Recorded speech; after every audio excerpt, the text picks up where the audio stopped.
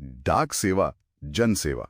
भारतीय डाक का ये नारा तो हम सबने सुना है, पर कभी सोचा है इतना बड़ा नेटवर्क, हजारों डाकघर, इनको चलाना मतलब कितना मुश्किल होता होगा। हाँ, ये वाकई में एक बहुत बड़ा ऑपरेशन है और आज हम इसी के एक अहम हिस्से को देख रहे हैं। बिल्कुल, भारतीय डाक के मास्टर डेटा मैनेजमेंट सिस्टम पर, जिसे एमडीएम भी कहते हैं। हाँ, हमारे पास कुछ दस्तावेज हैं जो दिखाते हैं कि ये सिस्टम असल में कैसे काम करता है, खासकर डाकघरों और छुट्टियों को मैनेज करने के लिए। तो ये एक तरह की सेंट्रल डिजिटल डायरेक्टरी हुई है ना, जो इस पूरे बड़े ऑर्गेनाइजेशन के इंपॉर्टेंट डेटा को सहेज कर रखती है। बिल्कुल सही।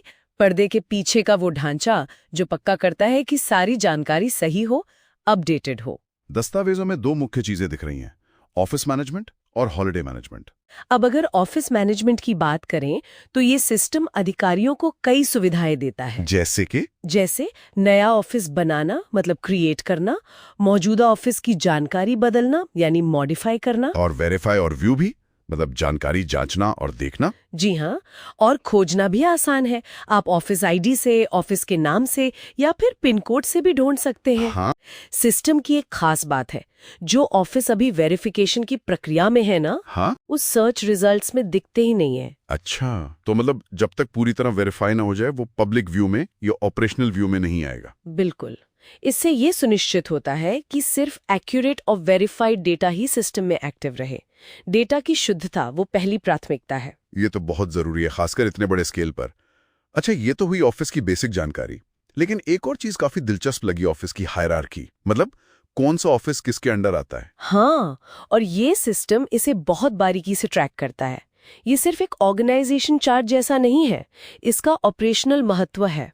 अच्छा, ऑफिस मैनेजमेंट तो हुआ डेटा का आधार, लेकिन ऑफिस सही समय पर खुलें या बंद हो, ये भी उतना ही जरूरी है। यहां आता है हॉलिडे मैनेजमेंट। सही कहा। और यहाँ भी मैनेजमेंट में एक दिलचस्प बंटवारा दिखता है। कैसा बंटवारा? देखिए, जो सिफ्ट है वो राष्ट्रीय स्तर की छुट्टियों को मैनेज करता है। मतलब जो कॉमन हॉलिडेज होते हैं या रेस्ट्रिक्टेड हॉलिडेज, वो सब। हाँ, वो सभी सर्किलों के लिए सिफ्ट ही सिस्टम में डालता है। ये सेंट्रलाइज्ड है। लेकिन फिर जो स्टेट लेवल की या रीजनल छुट्टियां होती हैं, उनका क्या? हाँ, यहीं पर थोड़ा लचीलापन है।